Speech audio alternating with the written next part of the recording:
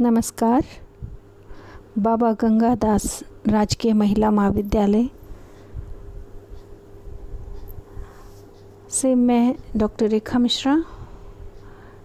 आज हम BA part द्वितीय के प्रथम प्रश्न पत्र में संकलित बिहारी के अगले पदों की व्याख्या कर रहे हैं। कहला ने एकत बसत अहि मयूर मृगबाग, जगत तपोवन सो क्यों दीर्घ दाग निदाग। कवि बिहारी प्रस्तुत दोहे में प्रचंड गर्मी से व्याकुल वन्य जीवों को अपनी आपसी वैर भाव को भुलाकर एक साथ निवास करने वाली घटना से सामान्य जन को अन्योक्ति के माध्यम से कह रहे हैं कि विपत्ति आने पर, और विपत्ति यदि सभी को समान रूप से प्रभावित करती है तो सभी लोग आपसी वैर भावों को भूलकर एक साथ उस संकट का सामना करते हैं। उसी अर्थ में यहाँ वन्य जीवों के माध्यम से बिहारी कवि कह रहे हैं कि ग्रीष्म ऋतु की प्रचंड गर्मी ने संपूर्ण वन प्रदेश को तपोवन की भांति बना दिया है, जिससे सर्प, मोर, हिरण और शेर एक साथ निवास कर रहे हैं। प्राचीन ग्रंथों में, पुराणों आदि में वर्णन मिलता है कि तपस्वियों के तप के प्रभाव से हिंसक पशु भी अपनी हिंसा की प्रवृत्ति को छोड़ देते हैं और आपस में जो तपोवन है वहाँ पर सब परस्पर प्रेम से रहते हैं। तो जिस प्रकार तपोवन में सारे हिंसक जानवर अपनी हिंसा को छोड़कर रहते हैं, वैसे ही प्रचंड गर्मी में भी जहाँ भी छाया और आराम मिल रहा है वहाँ वन्य जीव अपनी अपनी आपसी वैर भाव को भुला करके वहाँ निवास कर रहे हैं।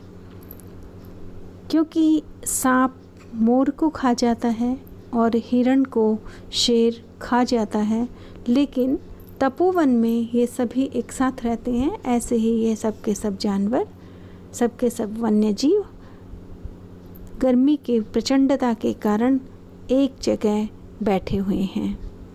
प्रस्तुत दोहे में अनुप्रास अलंकार और पूर्णोपमा अलंकार का प्रयोग हुआ है।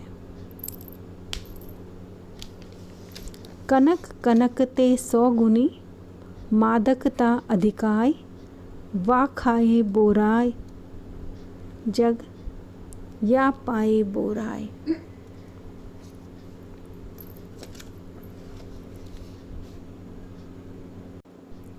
प्रस्तुत दोहे में बिहारी ने धन की मादकता को धतूरे की मादकता से भी अधिक नशे वाला बताया है।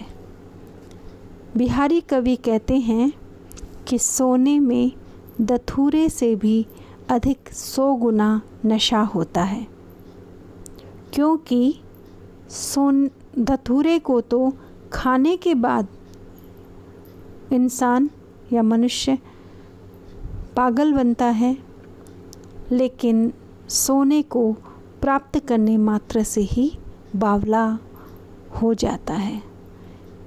यानी कि कहने का तात्पर्य यह है कि धतूरा खाने के बाद पेट में जाकर फिर अपने प्रभाव को दिखाता है। सोना या धन, सत्ता, अधिकार, ये सिर्फ प्राप्त होते ही अपना असर दिखाना शुरू कर देते हैं। तो सोने की अधिकता, सोने का नशे की अधिकता धतूरे के नशे से अधिक है। प्रस्तुत पद में कनक कनक एक बार अर्थ है धतूरा, एक बार अर्थ है सोना। इस प्रकार यहाँ यमक अलंकार का प्रयोग हुआ है, क्योंकि एक ही शब्द 2 बार आए और दोनों बार भिन्न भिन्न अर्थ हों, तो वहाँ पर यमक अलंकार होता है। को कही सके बड़ेन सू, लखे बड़ी हों भूल, दीने दई गुलाब को की, इन डारन वे फूल। प्रस्तुत दोहे में बिहारी कवि बड़े लोगों के गलतियों के लिए उनको कोई कुछ भी नहीं कह सकता, इस अर्थ में पद की रचना कर रहे हैं। बिहारी कवि कह रहे हैं कि बड़े लोगों की भूल को देख करके भी कोई उनसे कुछ नहीं कहता, क्योंकि वो बड़े हैं और बड़ों की गलतियों को सब देख कर के भी अनदेखा कर देते हैं।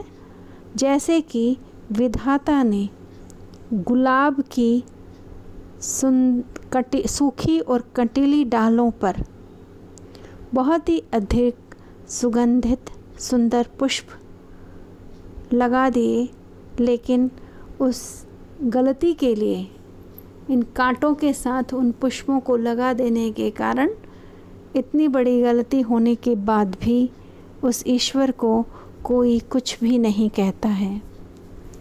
कवि का कहने का तात्पर्य यह है कि ईश्वर पात्र और कुपात्र का ध्यान रखे बिना ही गुलाब जैसी कांटों वाली डाल पर, जिसके हवा से हिलने पर बहुत ही कोमल गुलाब के फूल उन कांटों में उलझकर बिंद जाते हैं, लेकिन ईश्वर की इस गलती के लिए भी उस ईश्वर को दोष नहीं दिया जाता है।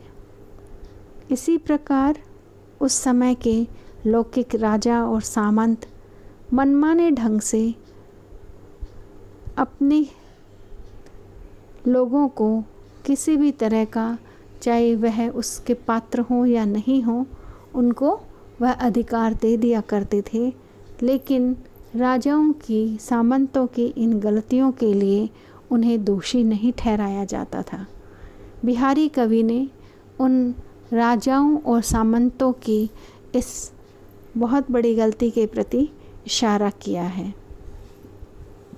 प्रस्तुत पद में अनुप्रास अलंकार और अन्योक्ति अलंकार है।